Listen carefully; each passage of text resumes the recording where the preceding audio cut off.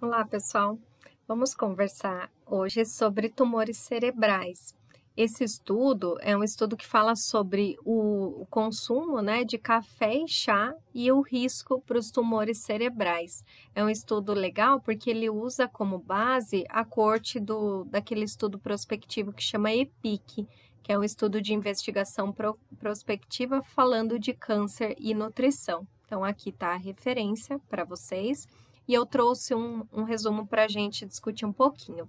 Então, os tumores cerebrais, eles ainda possuem causas pouco conhecidas.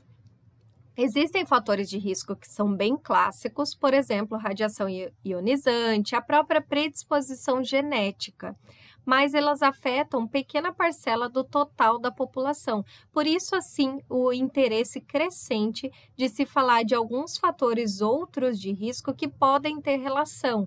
Então, no Brasil, segundo o INCA, existem a projeção de novos casos, de 11 mil novos casos e 9 mil mortes. Então, se a gente for olhar, apesar de ser um tumor que não é tão incidente, ele tem um número de mortes aí perto de novos casos bastante alto e por isso a preocupação de se entender um pouco melhor sobre os fatores de riscos relacionados ao desenvolvimento de tumores cerebrais.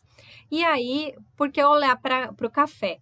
Por conta da cafeína. A cafeína ela tem sido inversamente associada a muitas doenças relacionadas ao cérebro. Por exemplo, o mal de Parkinson, Alzheimer, além do câncer de fígado.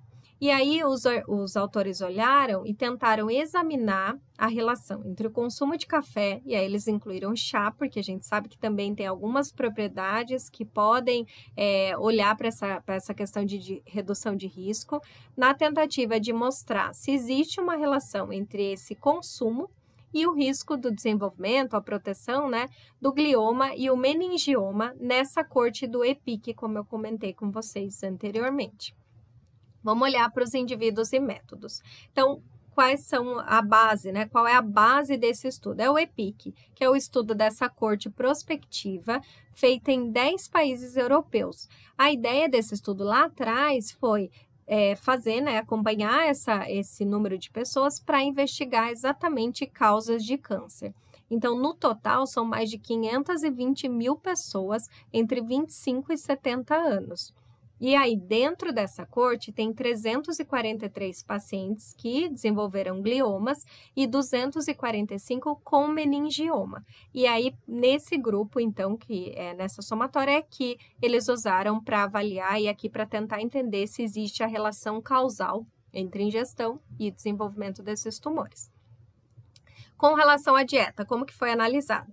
Foi analisada 12 meses antes do baseline. Como? Por um questionário de frequência adaptado conforme o país que foi aplicado. A gente sabe que sempre existe essa adaptação transcultural e é super importante.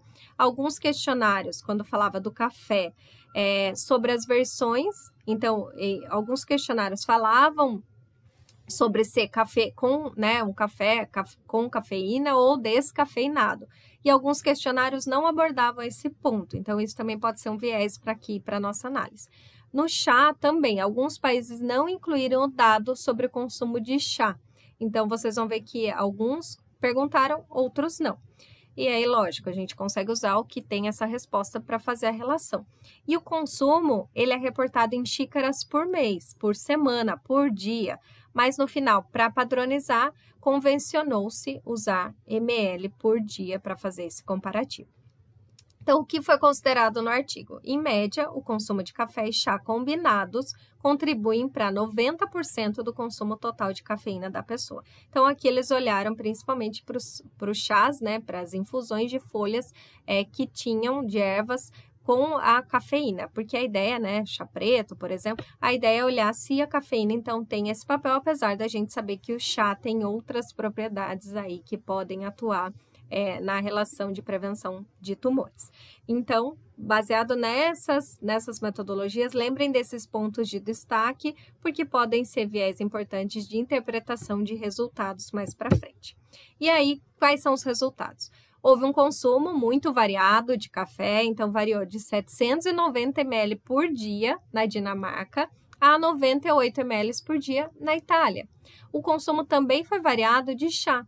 tinha de 532 como máxima no Reino Unido e 6,2 ml na Espanha.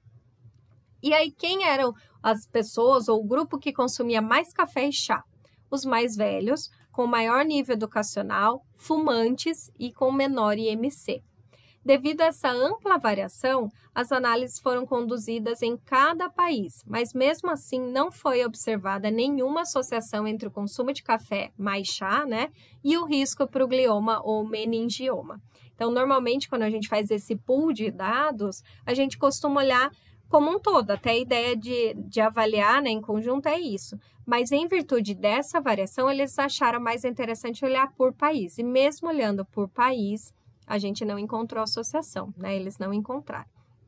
Quando a análise foi feita considerando valores absolutos do consumo, houve um leve efeito na relação da ingestão de mais de 100 ml por dia e menor risco ao desenvolvimento de glioma. Então, aí aparece aqui um leve efeito, então, nesse ponto de corte de 100 ml dia e um menor risco. Então, o efeito protetor ali da cafeína contida no café ou no chá, né? Ou no chá.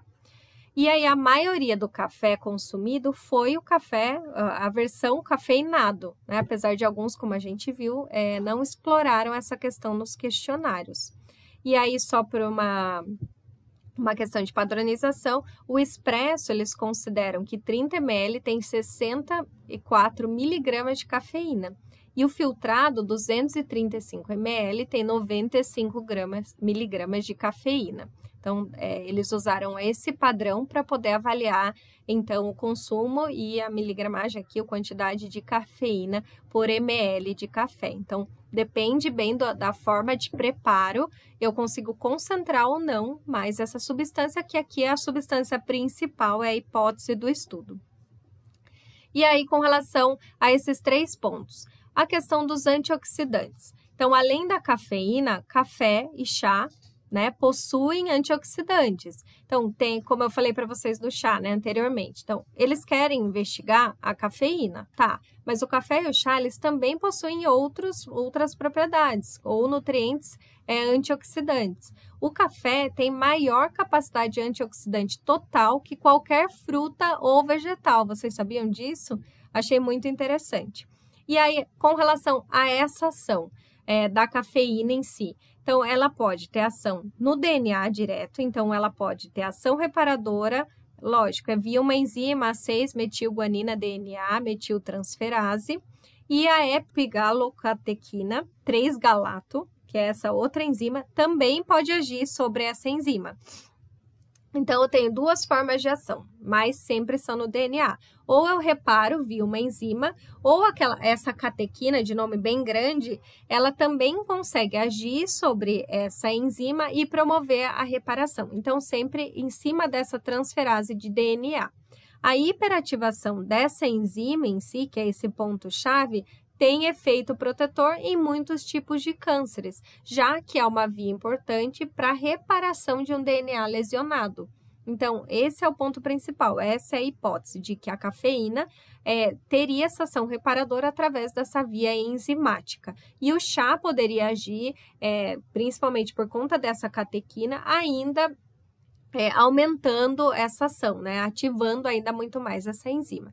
E com relação ao preparo, como eu mostrei aqui para vocês, existe essa diferença conforme o método escolhido para a preparação, porque pode afetar esses compostos, principalmente a cafeína, aí ilustrado na bebida final. Então, o café expresso, como vocês podem ver, se a gente fizer essa continha, ele é muito mais concentrado que o café filtrado quando eu olho para a quantidade de cafeína.